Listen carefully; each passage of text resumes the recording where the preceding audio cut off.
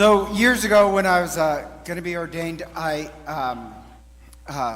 read this story, and he actually became this guy I would pray for. Incredibly amazing priest from Minnesota in the 1900s. His name was Virgil Michael. And a little background, he's from Minnesota, very hardworking background. He goes to become a priest and studies in Rome, and the truth is Rome wasn't really noted for good academic study. Basically, it's spend time in coffee shops, and that wouldn't have been a problem for me. But here you got this guy, Minnesota, hardworking, and he was kind of discussing this because he wants to work hard and learn everything. So he leaves Rome and goes to Louvain to study there. And he's very lucky because there he learned a lot. And especially with, it sounds strange, the German monks at the time were not only incredibly well educated, but in Rome they were studying Thomistic philosophy. The German monks, the Benedictines, you would study scripture and the early church fathers and liturgy. And Virgil Michael just drank it in. He learned all this stuff. And he comes back to Minnesota. He does become a Benedictine monk, but he's learned all this stuff about the Eucharist and liturgy. And they assign him for a short time in an Indian reservation. And in the Indian reservation, in one sense, it broke him because there's this high rate of alcoholism and poverty, and he's a Minnesotan, they're worker bees, and he wants to change the world. And with all the injustice and the depression and the alcoholism, he made no effect. And he was so broken that he ends up in this severe depression where, and I don't understand this, but apparently he lost his eyesight. He was so depressed. And in the depression, with his heart broken, suddenly he understands the power of the Eucharist. And the Eucharist has this miracle to it, where how he got out of the depression is he finally understood what the Eucharist truly was.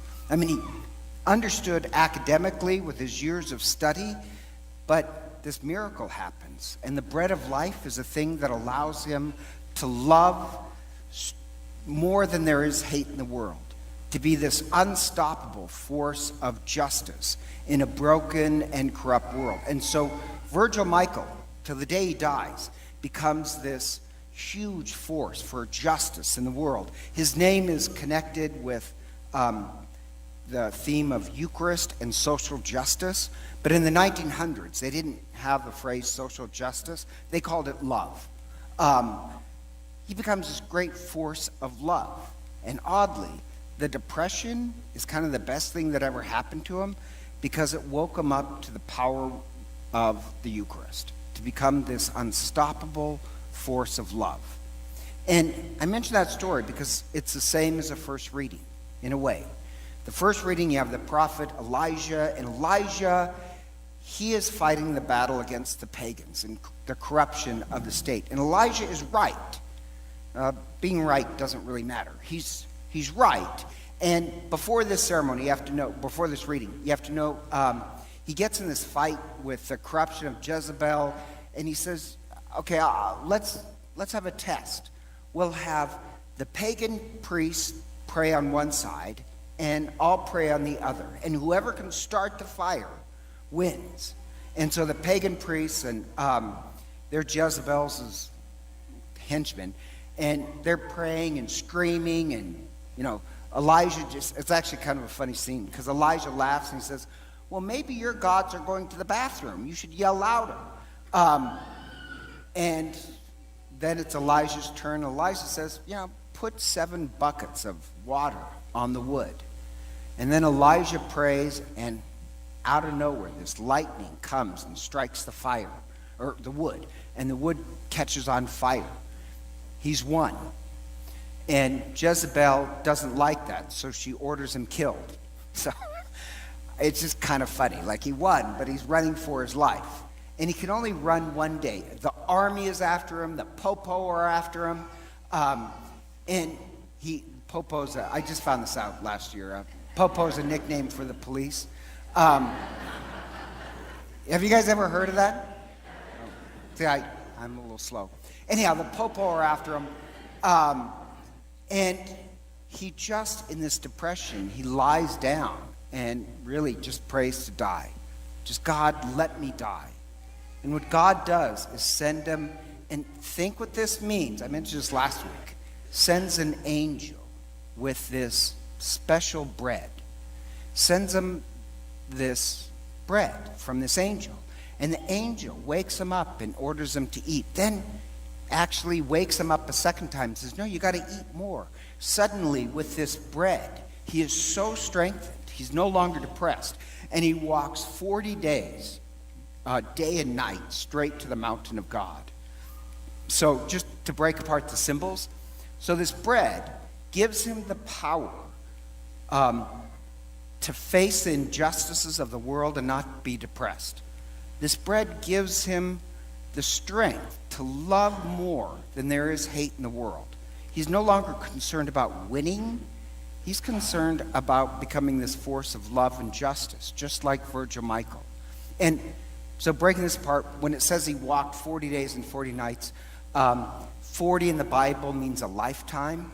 It means for the rest of his life, this bread gave him the strength to head straight into the storm, not getting depressed.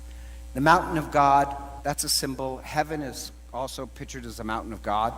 It means as he's heading the rest of his life to heaven.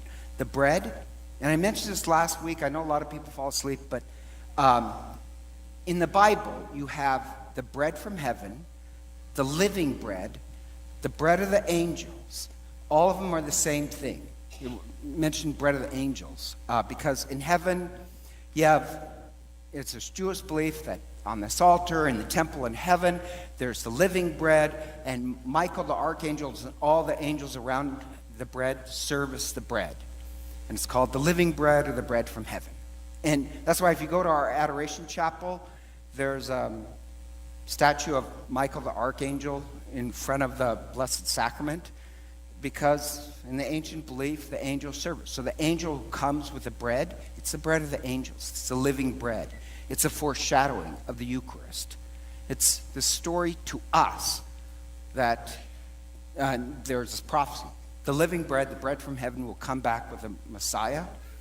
And the idea is that the living bread will strengthen us to be this force of love and justice in the world. Our hearts just have to be broken, like Virgil Michael's.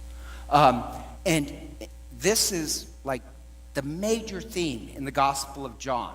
The Gospel we read today, if I was ever to ask you, what is the major theme in the Gospel of John? The answer is the living bread.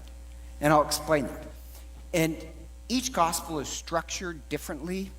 Luke is 10 meals with Jesus. Matthew is the 5 books of the Old Testament.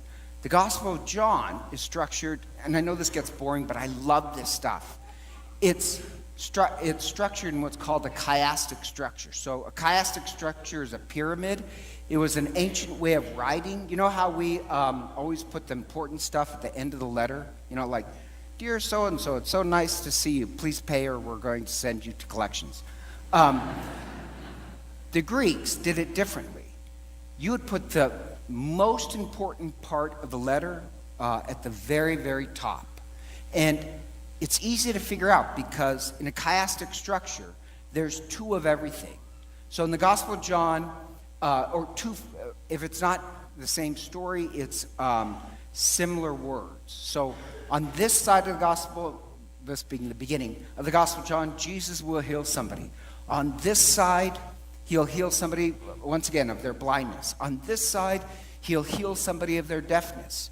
On this side, I'm trying to pretend like I'm making a mountain. Healing somebody of their... So there's 2 of everything, but there's only one peak. And the peak is where Jesus says, I am the living bread that came down from heaven.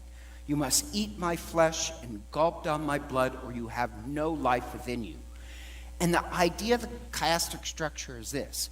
If you eat the living bread, then all the little miracles in your life, the healing, lead to the Eucharist. Once you eat the bread of life, then the rest of your life is poured out in this service of healing other people. So your whole life points to the bread of life, and then afterwards, the idea is that you put the bread of life into action. As Virgil Michael said, the Eucharist is a verb, not a noun. You eat the living bread, your life becomes this verb of love and justice for others. Or as Pope Benedict said, the Eucharist has to be translated into a life of love, or you've profaned it. That's why it's structured that way. The living bread, you eat the living bread, and the idea is your life becomes poured out in love for other people. The shocking part of today's gospel is this. The Jews believed in the living bread. That was a major theme. The Jews believed in the Messiah. And 2 weeks ago when Jesus feeds the 5,000, they suspect he may be the Christ. They had no problem believing that Jesus was the Christ. But the Christ was supposed to bring the living bread. And Jesus shocks them by saying, I am the living bread that came down from heaven. The living bread is a person. You eat this bread and you will live forever. And it's complicated, it's really great. You have to kind of read it slow. And they say, well, how could he be the bread from heaven? Nobody has come from heaven. Well, we believe Christ is the incarnation of God, that God took on human flesh. If you can't believe that Jesus God taking on human flesh, Christmas, how is that so impossible to believe that God can come in the form of bread and wine, in the body and blood of Christ?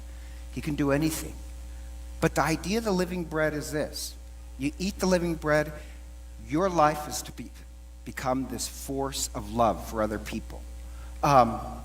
It's not enough just to know the theology of the Eucharist. You have to have the Eucharist break your heart so you become this force of love in a world of injustice and hate. And Virgil Michael, after his depression, he does this incredible amount of love and justice in the world. And all he says is that he was just putting the Eucharist into action.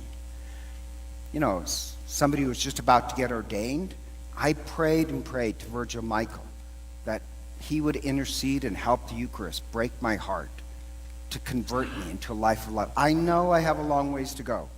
But the living bread is given so that we become a force of justice in the world. We have an adoration chapel. We actually need 20 more people to sign up for it, but we have an adoration chapel, and it's also our history to pray in front of the Blessed Sacrament. And if you notice the history of the Blessed Sacrament, you have these people who pray in front of the Blessed Sacrament. Like one woman who promoted it, Marie Van Yee, years ago, her and her husband prayed in front of the Blessed Sacrament, and they have this huge history of this productive life of caring for the poor. Or Mother Teresa ordered her nuns pray in front of the Blessed Sacrament, and then you pray in front of the Blessed Sacrament. It gives you strength to then go out and change the world. So when Jesus is talking about the bread of life, or the way the bread of life is structured, we're hoping the same miracle that happened to Virgil Michael, pray that it happens to us. That we become Elijah. It's not enough to have all the right religious answers. You feed on the bread of life, and hopefully our life becomes this verb of the Eucharist. Our life becomes this force of love and justice in the world.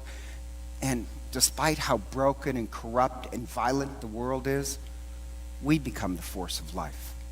And so together, let us stand and profess our faith.